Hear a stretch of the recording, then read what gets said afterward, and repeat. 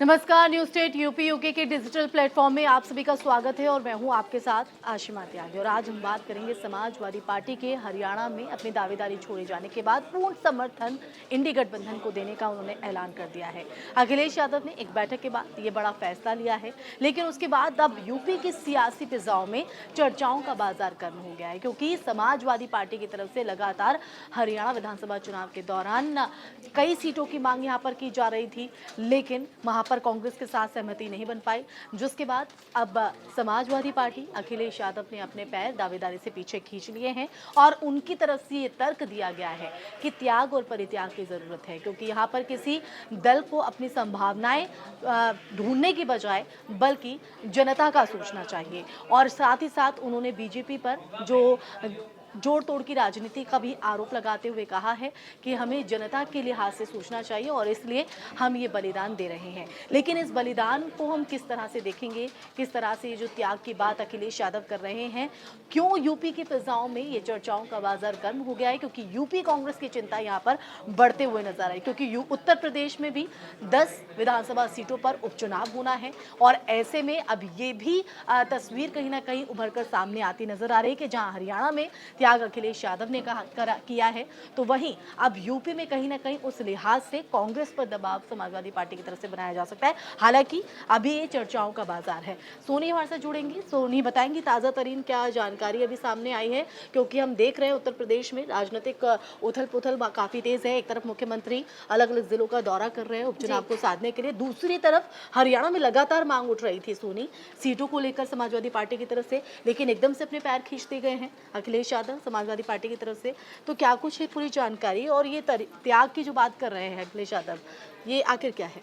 देखिए, अखिलेश यादव ने एक्स पे ट्वीट करते उन्होंने कहा है कि भाजपा को हराने के लिए वो नहीं कह रहे, वो अपनी टीम को जिताना चाहते हैं। उन्होंने ये कहा है कि इंडिया में शामिल दलों में लोकसभा चुनाव को लेकर भले ही एक हो, लेकिन विधानसभा चुनाव में एक साथ रहना हमारा पहेली बन गया है, मतलब पहेली बनता जा रहा है। लोकसभा चुनाव के पहले हुए मध्य प्रदेश विधानसभा चुनाव भी सपा और कांग्रेस के बीच गठबंधन को लेकर था, उन्होंने इस बात पे कहा। लेकिन अगर मैं अभी आपको बताऊं जो उन्होंने जो ट्वीट करके बोला है उसकी मैं आपको जानकारी देती हूँ। उन्होंने ट्वीट करते हुए ये कहा है कि भाजपा को हराने के लिए बने विपक्ष दलों गठबंधन इंडिया में शामिल दलों में लोकसभा चुनाव को लेकर भले ही एक हो, लेकिन विधानसभा चुनाव में एक साथ रहना हमारे लिए हमेशा पहेली रहा है। त्याग की कोई वो बात कर रहे थे, वो आप जरा बताइएगा दर्शकों को कि उनकी तरफ से क्या कुछ कहा गया है इसका।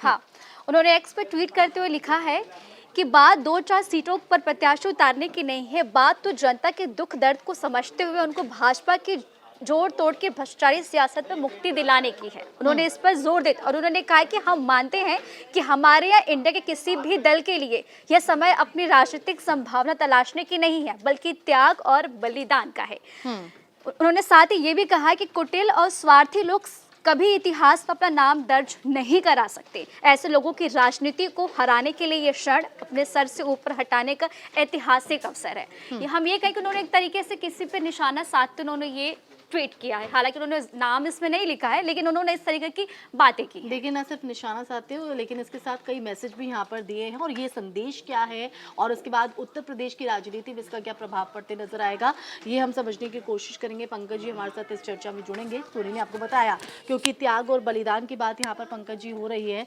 ये त्याग बलिदान ही है, जनता के प्रति अपना समर्पण दिखा रहे हैं अखिलेश यादव, या इसके पीछे कोई और मंशा है, कोई और यहाँ पर स्ट्रैटेजी है?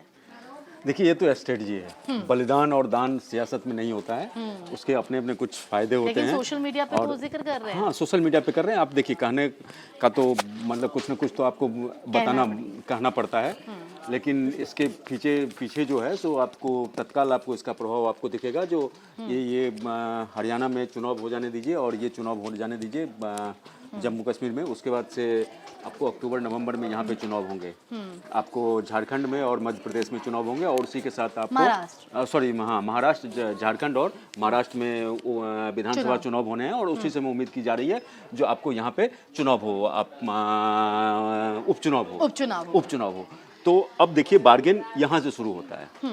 अब ये सबसे है पहले हम चाहेंगे कि क्योंकि हरियाणा से ही जब ये पैर खींचे हैं तो आप वहीं से शुरुआत, क्योंकि लगातार जो है हम देखें शुरुआत से अखिलेश यादव की तरफ से सीटों की मांग हो रही थी, लेकिन यहाँ पर कांग्रेस के साथ बात नहीं बन पाई, जिसके बाद कहा माना जा रहा है कि अखिलेश यादव ने पैर खींचने इसलिए जरूरी समझे क्योंकि 10 सीटों पर उपचुनाव है उत्तर प्रदेश में, तो उसमें कहीं ना कहीं प्रभाव यहाँ पर डालने की कोशिश ये है। देखिए और उपचुनाव ये कह रहे हैं कि यूपी कांग्रेस की बेचैनी बढ़ती नजर आ रही है। एकदम यूपी कांग्रेस बेचैन है।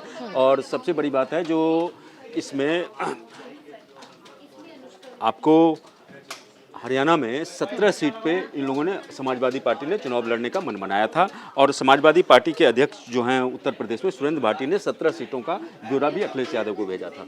उसके बाद जब सीटों की जब चर्चा हुई तो कांग्रेस 1 से 2 सीट देने के लिए तैयार था। तो फिर अखिलेश यादव ने यही समझा जो बेहतरीन जो हम जो है सो चुनाव नहीं लड़ते हैं। अब ये देखिए ये वही अखिलेश यादव हैं जब 2023 में मध्य प्रदेश में इनका गठबंधन हो रहा था। गठबंधन में जब बात नहीं बनी 2023 की विधानसभा पिछले चुनाव में तो 230 सीट में से 71 सीट पे अखिलेश यादव ने अपने उम्मीदवार खड़े कर दिए। तो ये और तलखी भी देखी गई थी उस दौरान। तलखी भी उस लोकसभा चुनाव आए तो उसके बाद राहुल गांधी से मिलकर उन्होंने कहीं ना कहीं ये पूरी जो देखिए राहुल गांधी से भी मिलके नहीं, उसमें जो इनका गठबंधन हुआ था मुझे जहाँ जानकारी है जो गठबंधन उसमें में भी सीट को लेके काफी मतलब पेच फंस रहा था और लगभग गठबंधन टूटने के कगार पे था। तो उसमें प्रियंका गांधी के दखल के बाद जो पूरा मामला सर गया। तो अब आप इसको 10 सीट में से ये जो चर्चा हो रहा है जो 10 सीट में से समाजवादी पार्टी अब बोलेगा जो भाई आप हमने हरियाणा चुनाव में आपको बड़ा दिल दिखाया तो अब जो है आप उपचुनाव में दिखाएं। कांग्रेस लगातार 5 सीट का डिमांड कर रही है। देखिए कांग्रेस के साथ मजबूरी क्या है, जो कांग्रेस लंबे अरसे के बाद उत्तर प्रदेश में मतलब तकरीबन 10 साल के बाद उत्तर प्रदेश में कांग्रेस की थोड़ी सी स्थिति मजबूत होती दिख रही है। अब अगर कांग्रेस ये उपचुनाव नहीं लड़ती है, उपचुनाव में कांग्रेस जो डिमांड कर रही है अगर फुलफिल नहीं होता है या बड़ा दिल कांग्रेस दिखाती है तो जो उनके कार्यकर्ता हैं वो हतोत्साहित होंगे। वो तो कांग्रेस चाहती है मनोबल टूटेगा, तो कांग्रेस इस मोमेंटम को बरकरार रखना चाहती है। वहीं समाजवादी पार्टी की स्थिति ये है जो समाजवादी पार्टी चाहती है जो उसका जो मोमेंटम बना हुआ है, क्योंकि सबका अपना अपना मोमेंटम है, तो समाजवादी पार्टी का जो मोमेंटम है वो 10 सीट पे लड़के जो 5 और 5 का भी है उसमें समाजवादी पार्टी लीड लेना चाहती है।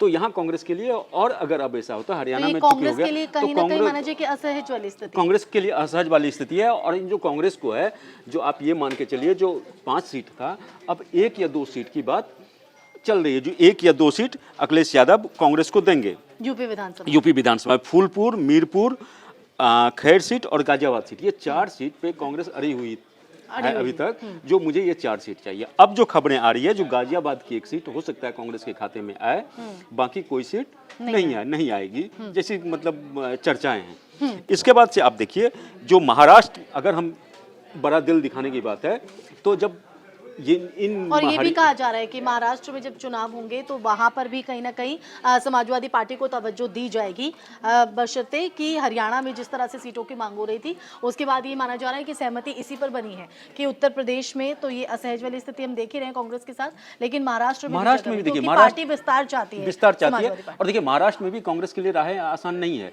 क्योंकि समाजवादी पार्टी ने महाराष्ट्र की 288 सीट में से 10 सीट पे दावा ठोक रही है और समाजवादी पार्टी ने माता प्रसाद पांडे, विधायक लक्की यादव, तूफानी सरोज और इंद्रजीत सरोज को प्रभारी चुनाव नियुक्त कर दिया है। और आपको अभी महाराष्ट्र में इनके 2 विधायक हैं जो महाराष्ट्र सपा अध्यक्ष हैं अबू आजमी, जो आपको शिवाजी नगर सीट से विधायक हैं और भिवंडी सीट से रईस शेख हैं। तो समाजवादी पार्टी का महाराष्ट्र में विस्तार का जो नीति है वो ये है जो वहाँ पे मुस्लिम बाहुल्य इलाका जो है वहाँ से वो उनको 10 सीट मिले, अब 288 सीट उसमें से 10 सीट, तो ये कैसे कांग्रेस उसको मैनेज कर देगी। और कांग्रेस के लिए मजबूरी है जो इंडिया गठबंधन में अखिलेश यादव सबसे मजबूत घटक है। अगर आप ये देखिए उत्तर प्रदेश में सबसे बड़ी, अगर लोकसभा चुनाव के हिसाब से देखें तो सबसे बड़ी पार्टी है, सबसे ज़्यादा सीट जीत के ये है, उसके बाद समाजवादी पार्टी, और नेशनल लेवल पे देखिए तो तीसरी बड़ी पार्टी है बीजेपी, कांग्रेस के जस्ट नीचे।